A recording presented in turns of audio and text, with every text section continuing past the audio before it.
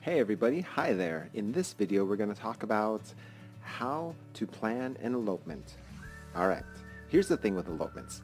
People usually elope and get married quickly, or quicker, specifically because they don't want to deal with actually planning a whole wedding. So when you plan your elopement, you generally want things to be as simple as possible. Hear that? Wait, no.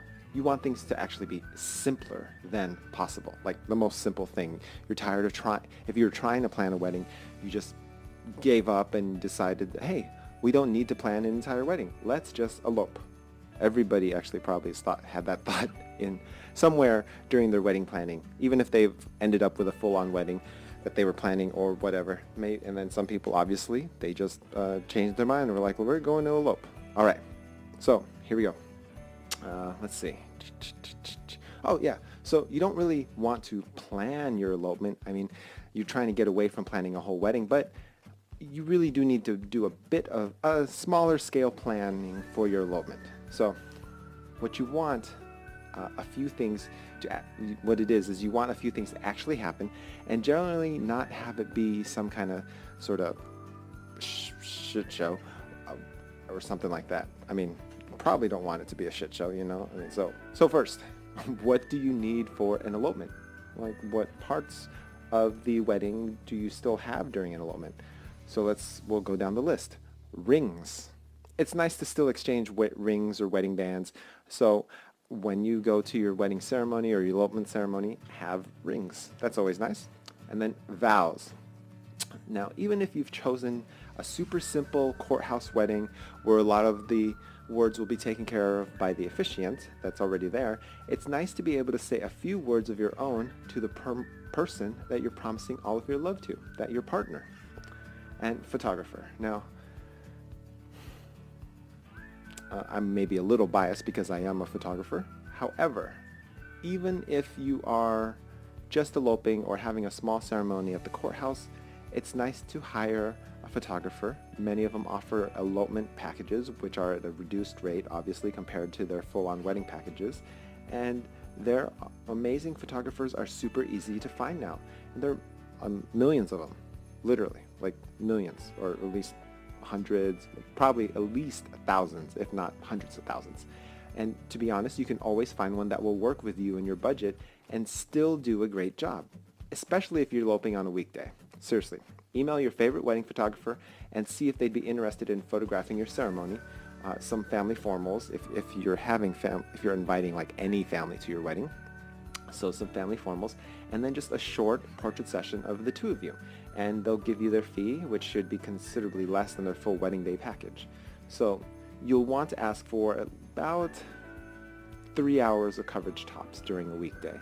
I know you're gonna maybe skimp and say, we only need you for an hour or 2 hours. So, but if you 1 hour is probably going to be very short, and you're going to run over the 1 hour. 2 hours is if everything runs smoothly, if your appointment is on time and everything else runs smoothly. So you could do 2 hours. 3 hours is sort of a nice block, and it more than covers all of the time you'll need for photography for an elopement, especially if you're not going to too many locations during your portrait session. All right, what else would you need to plan, organize when you're when you're eloping? Hair and makeup. So I know you're cutting out a lot of the things, but you still want to look good on your wedding day, even if it's just a simple ceremony, right? So plan on hair and makeup. It doesn't have to be, you don't have to go to a salon, but if that's your thing, definitely plan it, make time for it. Outfit. And same thing. If you're doing your hair and makeup, you want to look good, still look good on your wedding day. So you don't need to spend the $4, $5, $6, $10,000 on a full-on wedding gown that you would wear at a huge reception, but maybe something different than your normal clothes just to commemorate your wedding outfit. Whether it's a dress or a pantsuit or just a regular suit, or even if it's just a new tie. You say, okay, like you have a suit, but for your wedding day you decide to buy a new tie or something like that. And then travel plans. Now that you are saving a ton of money by not paying to feed and entertain 150 people, you can spend that money on a great trip. Yes. Actually, that's one of the biggest benefits, other than being mainly stress-free. One of the biggest benefits of going with an elopement over a full-on wedding is that you have money to go on the trip that you want to for your honeymoon. Or actually, you could go on that trip to an island or wherever you want to go on your trip and get married there. That's a bit of excitement on that. Flowers. If you want flowers, just go buy flowers. You don't have to have a florist make your bouquet or anything like that. It doesn't have to be professionally made. You just need a bundle of flowers that you like. Yeah. You can buy them at the grocery store or Costco or wherever. You pick them up on the way. You don't have to think too hard about it. Buy them, get some floral tape, which is the green tape, and get some ribbon. And you're done. Some pins also, because you want to pin the ribbons into the bouquet and stuff like that. So and then you're done. All right. And then what do you tell people?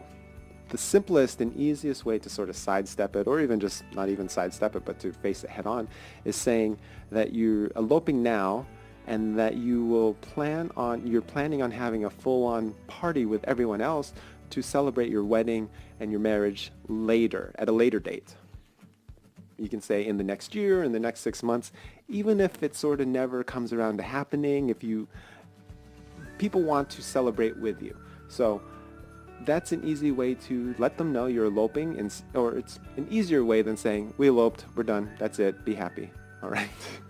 It kind of skirts it. Or maybe you are really actually thinking about planning the reception later, and the reception can be much more low-key than it would be if it was the actual wedding day ceremony or reception. All right. That's it. I mean, that was a lot. And I'll leave some links to some resources and information down in the comments below. So if you have any questions, you can definitely write them in the comments and check out the links for more information. And I will talk to you tomorrow. All right, guys, have a good time and keep planning that wedding or keep planning that elopement. Bye. And now a word from our sponsor. Our sponsor is Leah and Mark and Company Photography.